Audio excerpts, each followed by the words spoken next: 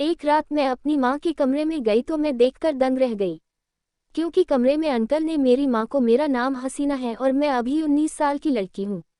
मैं अपने माता पिता के साथ रहती हूँ और मैं अपने माँ बाप की इकलौती बेटी हूँ। मेरी माँ का नाम हेमा है और उनकी उम्र 32 साल की है, और पापा का नाम कमलेश है और उनकी उम्र 40 साल की है। हमारे घर बगल में ही हमारे अंकल का घर था, जो हमारे घर घूमने के लिए आया करते थे। उनका नाम मनोहर था। एक दिन मैं अपनी स्कूल में पढ़ने के लिए गई थी। वहां पर एक लड़का मुझे लाइन मार रहा था, लेकिन मैंने उसको भाव नहीं दिया। दरअसल मैं भी उसे पसंद करती थी, लेकिन मुझे उसे घुमाने में ज़्यादा मज़ा आ रहा था। इसी तरह से दिन बीतने लगता है और हम दोनों साथ साथ घूमने फिरने लगे थे। उसका नाम हितेश था। अब मैं और हितेश दोनों शादी करना चाहते थे। इधर मेरे पापा रोज अपने ऑफिस जाया करते थे और शाम को ही घर आते थे। मेरी मम्मी पापा का कमरा मेरे कमरे के पास में ही था, इसलिए उनके कमरे की सारी आवाज़ें मैं सुन सकती थी। मैंने नोटिस किया कि मेरी मम्मी की कमी से कुछ अजीब सी आवाज़ें आ रही थी कि मुझे मेरी मम्मी चीखने की आवाज़ सुनाई दी। फिर मैं ये सब सोचते सोचते सो गई। इधर मैं फिर सुबह कॉलेज चली गई। वह मुझे हितेश ने कहा, हसीना, मेरे मम्मी पापा हमारे रिश्ते के लिए मान गए हैं, अब तुम भी अपने मम्मी पापा से बात कर लो। तो मैंने कहा ठीक है। फिर मैं खुशी खुशी अपने घर चली गई। शाम का समय था, मेरे मम्मी पापा टीवी देख रहे थे। तभी मैं उनके पास चली गई और बोली, मुझे आपसे बहुत ज़रूरी बातें करनी है। तो पापा बोले, हाँ बेटा बोलो, क्या बात है। मैं बोली, पापा मैं कॉलेज में एक लड़के को पसंद करती हूँ और उससे ही शादी करना चाहती हूँ। उसने अपने घर वालों को मना लिया है। मेरी मम्मी बोली, हाँ वे सब तो ठीक है, लेकिन तुम पहले पढ़ाई पूरी कर लो, तब हम तुम्हारी शादी के बारे में सोचेंगे। इस पर मुझे मम्मी पर बहुत ज़्यादा गुस्सा आया और मैं वहाँ से चली गई। फिर मैं बिना खाना खाए सो गई।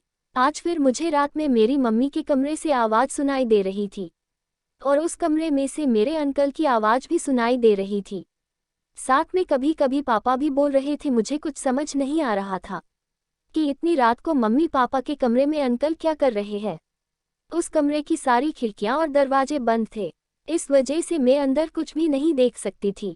अब इसी तरह से दिन बीतने लगते हैं और रोज रात को मैं वैसे ही आवाज़ें सुनती थी।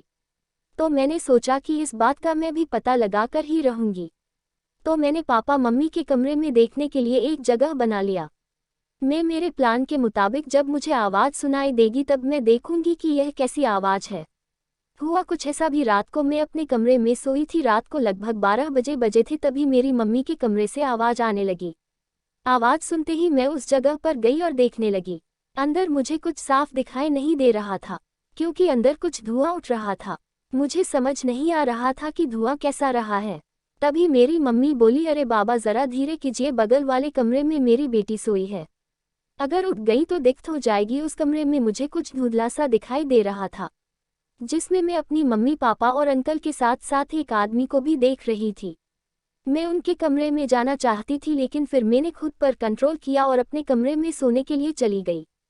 फिर सुबह होते ही मेरी मम्मी पापा कुछ थके से लग रहे थे, लेकिन फिर भी मम्मी घर का सारा काम कर रही थी और ऐसा व्यवहार कर रही थी जैसे कुछ हुआ ही न हो। लेकिन इधर मुझे गुस्सा आ रहा था। इतने में ही मेरे अंकल आ गए। फिर मैं अपने कॉलेज चली गई, और कॉलेज से जब घर आई तब मैंने देखा मेरे मम्मी पापा एक ही कमरे में बैठे कुछ उदास लग रहे थे।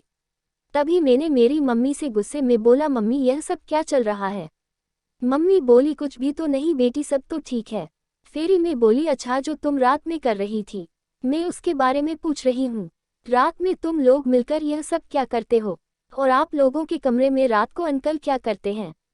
आप लोग ये सब बहुत गलत कर रहे हैं, कम से कम अपनी अपनी उम्र का लिहाज कीजिए। फिर मेरे पापा मुझे एक थप्पड़ मारा और बोले, हम सब क्या कर रहे थे। बेटी तुम्हें तो पता है तुम हमारी इकलौती बेटी हो और इस दुनिया में तुम्हारे सिवा और कोई नहीं है। बेटी तुम जानती हो तुम्हारी शादी के लिए तुम्हारी माँ ने तुम्हें क्यों मना कर दिया, क्योंकि और वह नहीं चाहती कि शादी करके बहुत दुखी हूँ। फिर मैं बोली, मैं हितेश से शादी करके बहुत खुश रहूंगी, तो इसमें दुख वाली क्या बात है। पापा बोले, नहीं बेटी तुम्हारी कुंडली में दोष है, इसलिए हम तुम्हारी शादी नहीं कर रहे थे। और तुम बोल रही थी ना कि हम रात में क्या करते हैं, तो हम तुम्हारा यही कुंडली का दोष उतारने के लिए हवन कर रहे थे। और बात रही तुम्हारे अंकल की, तुम्हारे अंकल उस बाबा को लेकर आए थे जिसने इस दोष को उतारने के लिए बताया है। अभी हमें 7 दिन तक हवन करना पड़ेगा, तब जाकर तुम्हारी कुंडली सही होगी।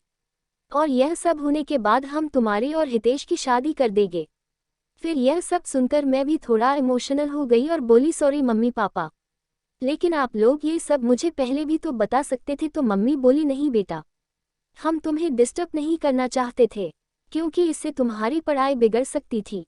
फिर इस तरह से हम सब मिलकर यह हवन खत्म कर लिया और मेरे पापा ने मेरे और हितेश की शादी करवा दी। फिर हितेश भी पापा के घर रहने लगे, उनको भी एक बेटे जैसा दामाद मिल गया।